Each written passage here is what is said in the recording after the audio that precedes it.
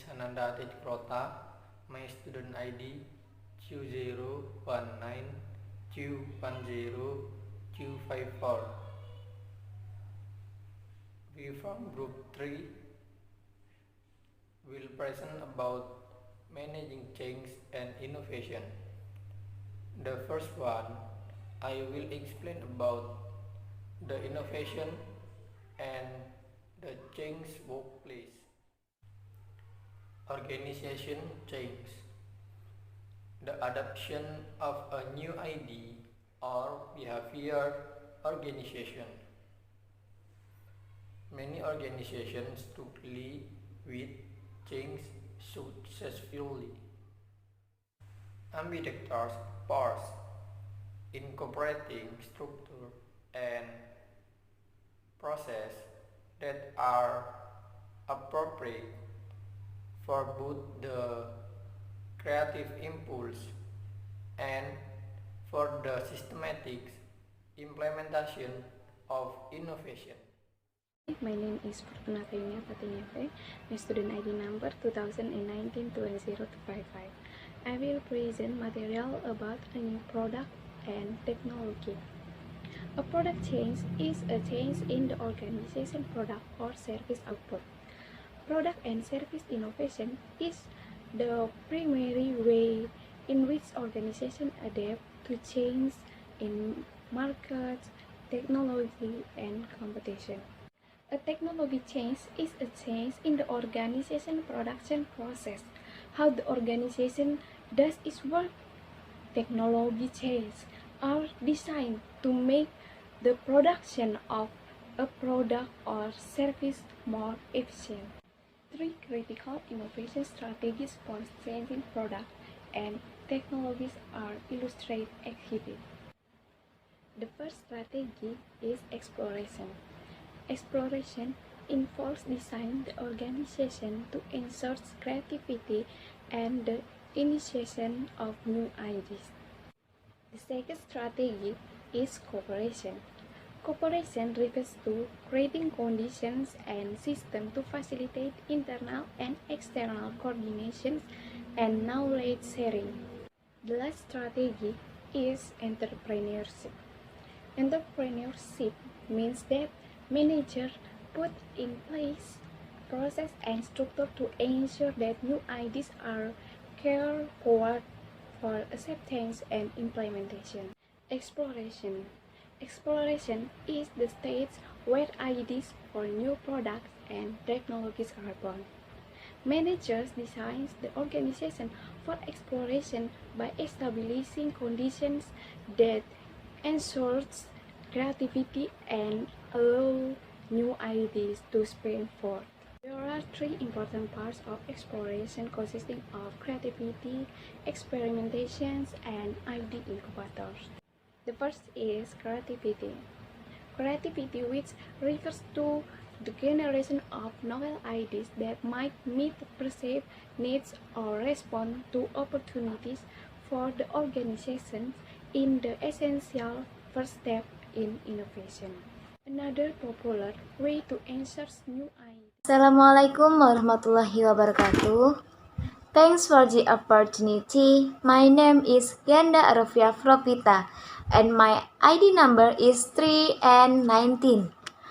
I want to present about cooperation and internal coordination. Firstly, I want to explain about cooperation. Another important aspect of innovation is providing mechanisms for both internal and external coordination to find and use new ideas for product and technology innovation. Thus, maybe companies are undergoing a transformation by focusing on improving both internal and external coordination. Then, I want to explain about internal coordination. Successful innovation requires expertise from several departments simultaneously, and pilot innovation is often the result of pilot cooperation. Consider the partner at a larger accounting firm who has leading a team of 50 experts to develop new service. But the ones they had produced were not successful because the leader had divided team into three separate groups.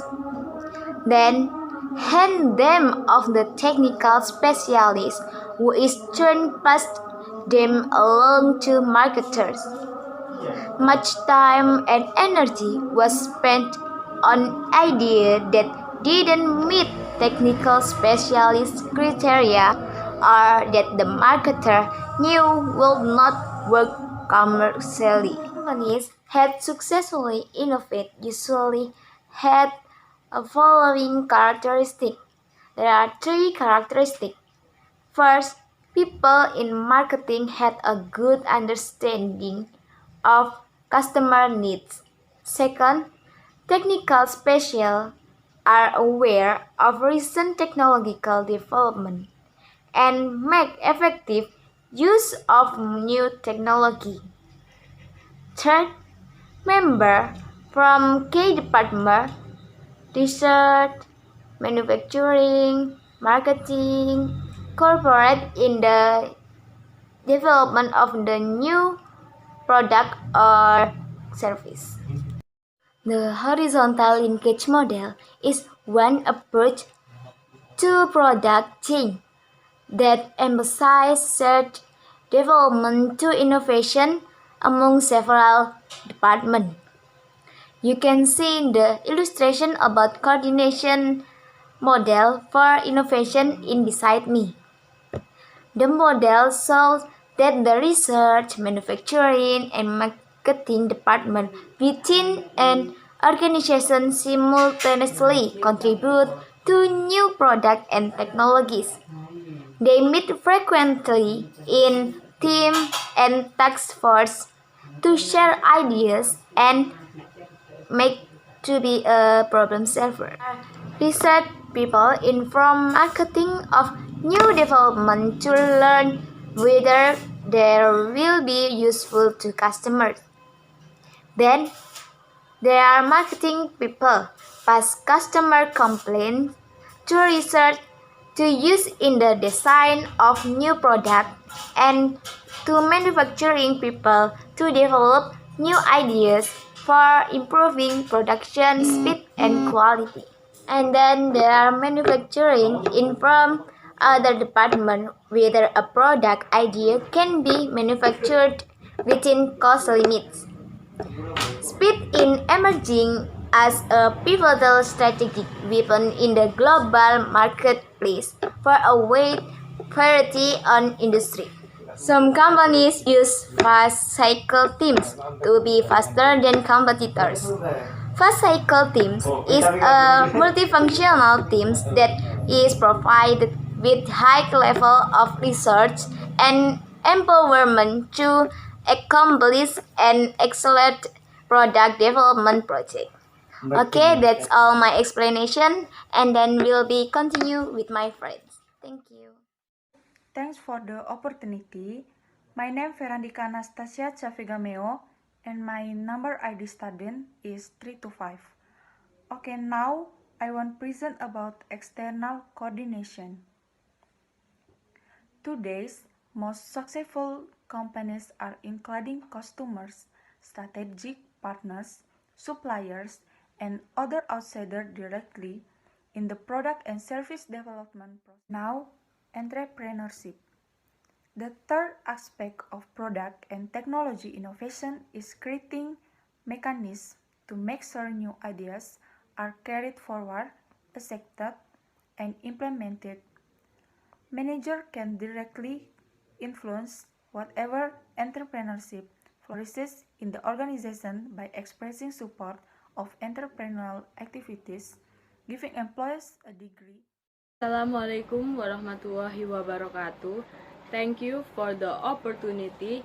Here I will explain about changing people and culture change. My name Nuari Novita Devi, facility my student number 333.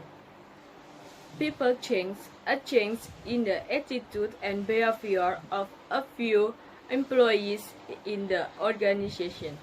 Culture change, a major shift in the norms, values, attitude, and mindset of the entire organization. Changing people and culture, there are two types. One, training and development. Training is one of the most frequently used approach to changing people's mindset. Two, organization development or UD, the application of behavior science technique to improve an organization health and effectiveness through its ability to cope with environmental change, improve internal relationships, and increase learning and problem-solving capabilities. Three types: 1. Merger, 2. Organizational decline, 3. Conflict management. Thank you. Wassalamualaikum warahmatullahi wabarakatuh. Thank you for the opportunity. My name is Salsa Rizky Dwi F. My student ID is 358, and I will here explain about OD activities. OD activities is OD consultant use a variety of specialized techniques to help meet OD goals. Three the most popular and effective are the following. Number 1 is team building activities. Team building activities enhances the cohesiveness and success of organizational groups and teams. Number 2, survey feedback activities.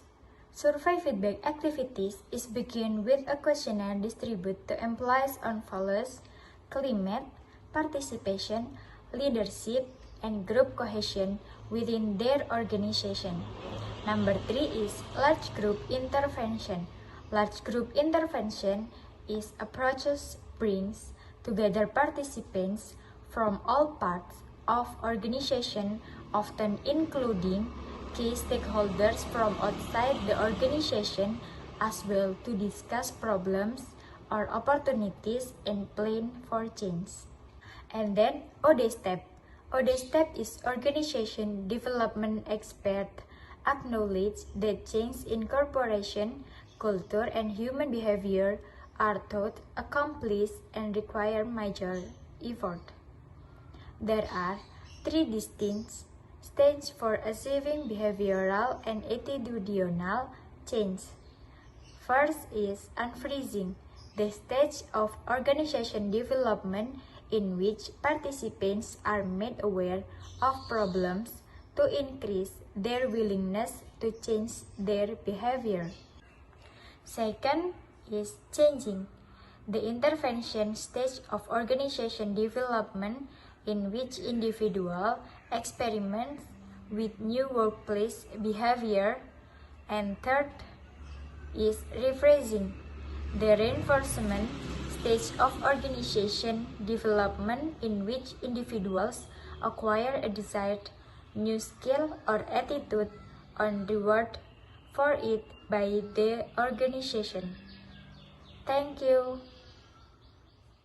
For the opportunity, my name is Angelita Prania F.Z. My student number is 362. So here I will explain about implementing change. The final step to be managed in the change process is implementation. A new creative idea will not benefit the organization until it is in place and being fully used. Executives at companies around the world are investing heavily in change and innovation projects, but many of them say they aren't very happy with their result. Next, need for change. Many people are not willing to change unless they perceive a problem or subtle. So many managers have to reach and then make others aware of the need for change. Performance gap is a disparity between exciting and desired performance level. They then try to create a sense of urgency so that others in the organization will recognize and understand the need for change, similar to the OD concept of unfreezing. And last, resistance to change. Getting others to understand the need for change is the first step in implementation. Yet most change will encounter some degree of resistance. Ideal champions often discover that other employees are unenthusiastic about their new idea. People resist change for several reasons, and understanding them can help managers implement change more effectively. Self-interest. People typically resist a change they believe conflicts with their self-interest. A proposed change in job design, structure, or technology might. Thanks for the opportunity. My name is Chelsya athalia V. My student ID is 382. So now I want to explain about managing change and innovation is uncertainty, different and assessment and goals, and the last is forward-felt analysis. Is uncertainty is the lack of information about future events. It represents a fear of the unknown, especially threatening for employees who have a low tolerance for change and fear anything out of the ordinary. The second is different assessment and goals. Goals is the process of determining values, while assessment is comparing results with established standard. And assessment is making decisions using information on measurement results. For example, if marketing gets the new product it wants for customers, the cost manufacturing may increase and the manufacturing superintendent thus will resist.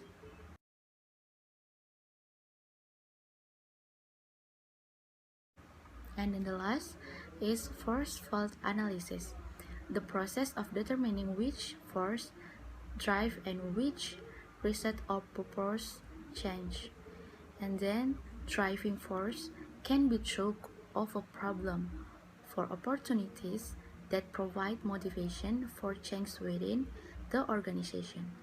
Restraining force are the various barriers to change, such as a lack of resources, distance from middle managers, or inadequate employees' skills. When change is introduced, management should analyze both for the force that drive change or problems and opportunities, as well as the forces that reset it or barriers to change. So that for me, thank you. Hello, thanks for the opportunity. My name is Tasya Regina P. My student ID 434.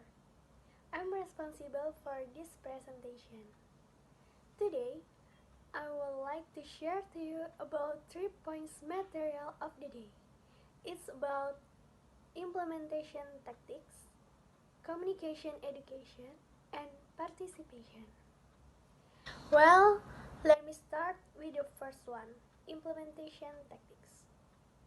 Implementation tactics is the process by which management embodies its strategies in the form of program, procedures, budgets, and the development of strategies in the form of action. There are 5 approaches in implementation tactics. The first, communication and education. The second, participation. Third, negotiation. Fourth, coercion. And the last one, top management support. Let's turn to the first approach point, communication education. Communication and education are used when solid information about the change is needed by user and others who may resist implementation.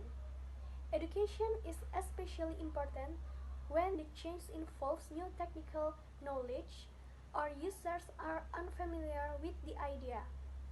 Managers should also remember that implementing change requires speaking to people's hearts as well as to their minds. Emotion is a key component in persuading and influencing others. People are much more likely to change their behavior when they both understand the rational reason for doing so and change their feelings. For example, creating sustainable communication, the leader must talk about strategies continuously to, to that people throughout the organization can understand and internalize them. Then explain the things done.